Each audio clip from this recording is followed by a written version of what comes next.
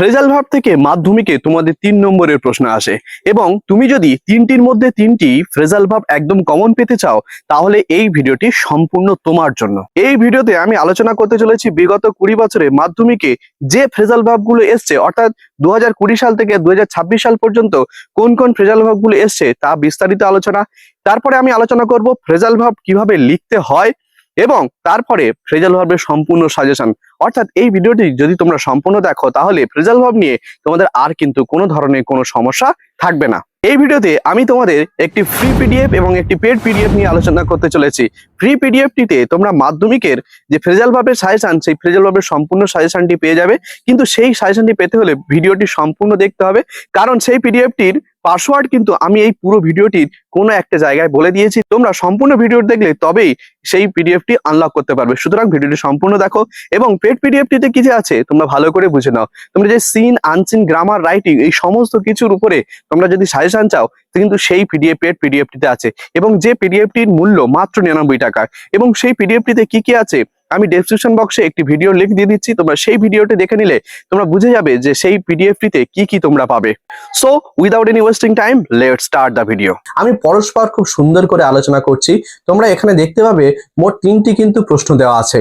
ভালো করে বোঝার চেষ্টা করো। 3টি প্রশ্ন দেওয়া আছে এবং প্রত্যেকটার পাশে কিন্তু একটি করে বক্স করা আছে এবং প্রত্যেকটা সেন্টেন্সের নিচে একটা ওয়ার্ডের নিচে দেখো আন্ডারলাইন করা আছে, অর্থাৎ ওইগুলো ফ্রেজাল ভার্ব তোমাকে খুঁজতে হবে, অর্থাৎ ওই ওয়ার্ডগুলো ফ্রেজাল ভার্ব তোমাকে খুঁজতে হবে। কোথা থেকে খুঁজতে হবে?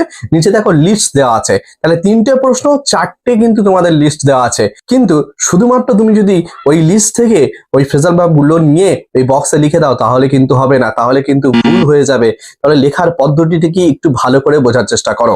তাহলে প্রথম সেন্টেন্সে আছে Rahul has red the book, তারপরে বক্স আছে। এবার ভালো করে বোঝো। তাহলে রেড এর নিচে একটা আন্ডারলাইন করা আছে। এই রিড এর ফ্রেজাল ভার্বটা কি আমাদের জানতে হবে আগে। তাহলে আমরা লিস্টে চলে যাব, দেখব যে রিড এর ফ্রেজাল ভার্ব কোনটা। অর্থাৎ আমরা জানতে পারলাম রিড এর ফ্রেজাল ভার্ব হচ্ছে গো থ্রু, কারণ এটা আমাদের আগে থেকেই মুখস্থ আছে। তাহলে আমরা কি শুধু গো থ্রুটা ওই বক্সে লিখে দিলেই হয়ে যাবে? একদমই না। যদি তোমরা এটা করো তাহলে ভুল হয়ে যাবে। আগে বুঝতে হবে এই রিডটা কোন ফর্মে আছে, V1 এ আছে, V2 তে আছে না V3 তে আছে। কিন্তু যদি আমরা রিডের 3টে ফর্মই দেখি, রিড রিড রিড, অর্থাৎ 3টে বানান কিন্তু একই, কিন্তু উচ্চারণ হয়তো একটু আলাদা হয়, কারণ ফার্স্ট ফর্মকে রিড বলা হয় এবং তার পরের দুটোকে বলা হয় রেড রেড, কিন্তু উচ্চারণ একটু আলাদা, কিন্তু বানান কিন্তু সম্পূর্ণ একই। তাহলে আমরা কি করে বুঝবো এই রেডটি কোন ফর্মে আছে? কিন্তু তার আগের যে ওয়ার্ডটি আছে সেটা কি আছে? হ্যাজ আছে। তাহলে হ্যাজ যখন থাকে তাহলে নিশ্চিত থাকতে পারো যে ভার্বটা তখন V3 তে থাকে। তাহলে তোমাদের যে গো থ্রু আছে, তাহলে গোটার কিন্তু ভার্বের থার্ড ফর্মে নিয়ে যেতে হবে, অর্থাৎ পাস্ট পার্টিসিপল ফর্মে নিয়ে যেতে হবে। তাহলে V3 মানে হচ্ছে পাস্ট পার্টিসিপল ফর্ম। তাহলে গো ওয়েন্ট গান, তাহলে গান থ্রু হয়ে যাবে। তাহলে উত্তর কি হয়ে যাবে? তাহলে গান থ্রু। কারণ হচ্ছে তোমাদের যে আন্ডারলাইন করা থাকবে যে ওয়ার্ডটি, সেই ওয়ার্ডটি প্রেজেন্টে আছে, পাস্টে আছে না পাস্ট পার্টিসিপলে আছে, সেটা কিন্তু তোমাকে আগে বুঝতে হবে এবং তারপরেই কিন্তু উত্তরটা করতে হবে এবং প্রেজেন্ট, পাস্ট বা পাস্ট পার্টিসিপল অনুযায়ী কিন্তু তোমাদেরকে পরিবর্তন করতে হবে। তাহলে নিশ্চয়ই বুঝতে পারছো যে ওয়ার্ডটি আন্ডারলাইন করা থাকবে সেই ওয়ার্ডটি প্রেজেন্টে আছে, পাস্টে আছে না পাস্ট পার্টিসিপল আছে, আগে সেটা বুঝতে হবে এবং সেই অনুযায়ী কিন্তু ফ্রেজাল ভার্বের যে লিস্ট দেওয়া আছে সেই লিস্ট থেকে কিন্তু সেটাকে তোমাদের যদি V1 দেওয়া থাকলে এটাও V1 এ করে নিতে হবে। যদি আন্ডারলাইনে V2 তে থাকে তাহলে লিস্টের মধ্যে যে ফ্রেজাল ভার্বটি আছে সেটাও V2 করেই তোমাদেরকে ওই শূন্যস্থানে লিখতে হবে, তবেই কিন্তু তোমরা 1 নম্বর পাবে। দ্বিতীয় প্রশ্নটা কি আছে? হি রিকভার্ড ইয়েস্টারডে। তাহলে রিকভার্ড এর নিচে কি করা আছে? আন্ডারলাইন করা আছে। তাহলে রিকভার্ড এর ফ্রেজাল ভার্ব কি লিস্টে দেখে নাও তোমরা। লিস্টে দেওয়া আছে কি? কাম রাউন্ড। তাহলে রিকভার্ড মানে V2 তে আছে। তাহলে আমাদের এই কাম রাউন্ডটাকে আমাদের কি করতে হবে? V2 করতে হবে। তাহলে কামের সেকেন্ড ফর্ম কি? কেম। তাহলে কেম রাউন্ড উত্তর হয়ে যাবে। তাহলে তোমরা নিশ্চয়ই বুঝতে পারছো, তাহলে কাম থেকে হয়ে যাবে কেম রাউন্ড। তৃতীয়টা যেটা আছে, রুবিসা অলওয়েজ রিমেম্বার্স হার ফাদার। এবার রিমেম্বার্স এর নিচে আন্ডারলাইন করা আছে। তাহলে আমাকে আগে খুঁজতে হবে কি যে রিমেম্বার্স এর ফ্রেজাল ভার্ব কি। আমরা সকলে জানি রিমেম্বার্স এর ফ্রেজাল ভার্ব হচ্ছে কল আপ। তাহলে শুধু কল আপটা আমরা তো লিখে দিতে পারি না। তাহলে রিমেম্বার্স, তাহলে এস আছে, তাহলে প্রেজেন্ট টেন্সে আছে V1 এ, কিন্তু V1 এ থাকলে কি হবে? একটা এস যুক্ত আছে। তাহলে আমাদের কলের সঙ্গে কি যোগ করতে হবে? একটা এস যোগ করতে হবে, কলস আপ, কারণ এটা হচ্ছে প্রেজেন্ট টেন্স এবং যেহেতু রুবিসাটা থার্ড পারসন সিঙ্গুলার নাম্বার, তারপরে এস বা ইএস যুক্ত করতে হয়। ঠিক একই রকম ভাবে কলের সঙ্গে একটা এস যুক্ত করব, অর্থাৎ হয়ে গেল কলস আপ। এইভাবেই কিন্তু আমাদের সম্পূর্ণ উত্তরগুলো লিখতে হয়। যদি তোমরা শুধুমাত্র লিস্ট থেকে নিয়ে তোমরা ওই বক্সে লিখে দাও তাহলে কিন্তু কোনো নাম্বার পাবে না। এই রকম পদ্ধতিতে তোমরা কিন্তু ফ্রেজাল ভার্বগুলো পরীক্ষায় লিখে আসবে, তাহলে তোমরা কিন্তু ফুল মার্কস পাবে।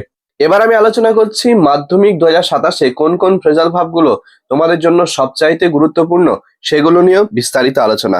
শুধুমাত্র এগুলো করলেই হবে না, এর সাথে সাথে কিন্তু ওই সালের প্রশ্নগুলো একটু দেখলেই তোমরা অবশ্যই তিনটের মধ্যে তিনটে কমন পাবে। আমি যে ফ্রেজাল ভার্বের সাজেশনটা দেখাচ্ছি এখান থেকে কিন্তু বিগত কয়েক বছর কিন্তু কোনো সময় কোনো বছর তিনটে, কোনো বছর দুটো, কোনো বছর একটা, এইভাবে কিন্তু এসছে। প্রত্যেক বছর কিন্তু এখান থেকেই প্রশ্নগুলো দেয়। দেখো এখানে দেখো, তোমরা এগুলোকে স্ক্রিনশট করে নিতে পারো অথবা খাতা পেন নিয়ে লিখে নিতে পারো। ঠিক আছে, এই ফ্রেজাল ভার্বগুলো প্রত্যেকে লিখে নেবে। দেখে নাও, এর পরের পেজে এগুলো আছে, এগুলো তোমরা স্ক্রিনশট করে নিতে পারো অথবা তোমরা কিন্তু লিখে নিতে পারো। এবার আমার আলোচনা করার বিষয় হচ্ছে মাধ্যমিকে যে যে ফ্রেজাল ভার্বগুলো বিগত পরীক্ষাগুলোতে এসেছে সেগুলো নিয়ে বিস্তারিত আলোচনা এবং কোনগুলো বারংবার রিপিট হয়েছে সেগুলো আলোচনা করব। এবং আমি বলেছিলাম এই ভিডিওটির মধ্যে একটি পাসওয়ার্ডটি হচ্ছে ফিউচার, FUTURE, ফিউচার। ফিউচার পাসওয়ার্ডটি লিখলে তোমরা কিন্তু পুরো এই পিডিএফটি পেয়ে যাবে। প্রিভিয়াস ইয়ার্স মাধ্যমিক যে কোশ্চেন গুলো, যেগুলো বিগত 2000 সাল থেকে 2026 সাল পর্যন্ত কোনগুলো এসছে সেগুলোই কিন্তু আমি আলোচনা করব। আর ফ্রেজাল ভার্ব কিন্তু বারবার রিপিট হয়, তাহলে এগুলো কিন্তু তোমাদের বুঝতে হবে। দেখো এখানে প্রথমটা আছে no one can tolerate such misbehaviour. তাহলে এখানে দেখো টলারেট এসছে, টলারেটের কবে কবে এসছে টলারেটটা? মাধ্যমিক 2010-এ এবং 2014-তে এসছে। ঠিক আছে, তারপরে দেখো ফোর্সবলি এন্টার্ড, ঠিক আছে, এটা 2013 সালে এসছে। তারপরে কি ইরাপ্টেড, প্রত্যেকটার উত্তর কিন্তু করা আছে, ব্রোক আউট হবে উত্তর, প্রত্যেকটার উত্তর করা আছে। তাহলে এটাও মাধ্যমিক 2010-এ এসছে। আবার স্কুল ক্লোজেস, তাহলে ক্লোজেসটা এসছে 2015-তে। তারপরে রিয়ারটা 2007-এ এসছে। তারপরে পাবলিশড, এটা এসছে 2010, 2015, অর্থাৎ রিপিট হয়েছে। উইথড্রনটা এসছে 2011, 2016-তে। সিটা এসছে 2002-এ। রিমেম্বার্সটা এসছে 2009-এ। ওবেটা এসছে 1998 সালে। এটা কিন্তু 2000 সালের আগের প্রশ্ন। ঠিক আছে, তারপর দেখো ফাউন্ডটা এসছে কবে? 2008-এ এবং 2016-তে। তারপরে রিকভার, এটা এসছে 1998, 2006, 2013 এবং 2017, এতগুলোতে এসছে। তাহলে এটা কতবার রিপিট হয়েছে? 4বার রিপিট হয়েছে। তারপরে দেখো the death penalty has been abolished, তাহলে অ্যাবলিশড হচ্ছে 2006-এ। তারপর হচ্ছে করেল্ড এসছে 2011 এবং 2013-তে। ফেল্ড হচ্ছে 2007-এ এসছে। তারপরে ওভারকামটা এসছে 2012-তে। ডিস্ট্রিবিউটেড এসছে 2009-এ। সারেন্ডার্ড 2011 এবং 2012-তে। অ্যাবান্ডন্ড বা স্যাক্রিফাইসড, এটা এসছে 2013, 2018, 2019। তাহলে এতবার কিন্তু এগুলো কি হচ্ছে? রিপিট হয়েছে। তারপরে কি কন্টিনিউতে এসছে 1998 এবং 2014 সালে। তারপরে ইন সার্চ অফ বা ট্রাইং টু ফাইন্ড, এটা এসছে 2002 এবং 2019-এ। তারপরে আছে এক্সামিনিং বা ইনভেস্টিগেটিং, এটা 2001, 2019, দু বছর এসছে। তারপর আন্ডারস্ট্যান্ডটা কিন্তু অনেকবার এসেছে, দেখো 1998, 2007, 2016, 2018।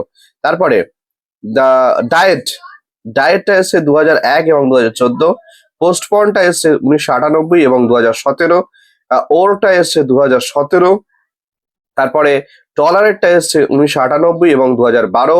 তারপরে চেজিংটা এসছে 2006, 2008, 2013। তারপরে স্টার্টস 2001, 2009, 2015। স্টার্টেড দেখো 2018-তে। এস্টাবলিশ 2002, 2008। তারপরে দেখো রিজেম্বলসটা এসে 2006, 2010, 2011, 2014, 2015, মানে কত বছর? প্রায় 5 বছর কিন্তু এটা রিপিট হয়েছে। তারপরে রিমুভটা এসছে 2008 সালে। তারপরে কজেস হার্ম, এটা এসছে 2002 সালে। তারপরে রিজেক্টেড, এটা কিন্তু 2007 এবং 2012-তে রিপিট হয়েছে। তারপরে কি অ্যারাইভটা এসছে 2009 এবং 2016 সালে। তাহলে নিশ্চয়ই তোমরা বুঝতে পেরেছো। তাহলে আমি যে ফ্রেজাল ভার্বের সাজেশন দিলাম এবং বিগত বছরের যে প্রশ্নগুলো দিলাম, এগুলো যদি তোমরা ভালো করে পড়ো তাহলেই কিন্তু তোমরা মাধ্যমিকে একটা ভালো স্কোর করতে পারবে। এবং পরবর্তীতে তোমরা কোন টপিকের উপর ভিডিও চাও আমাকে অবশ্যই কমেন্ট করে জানাবে। ধন্যবাদ সকলকে।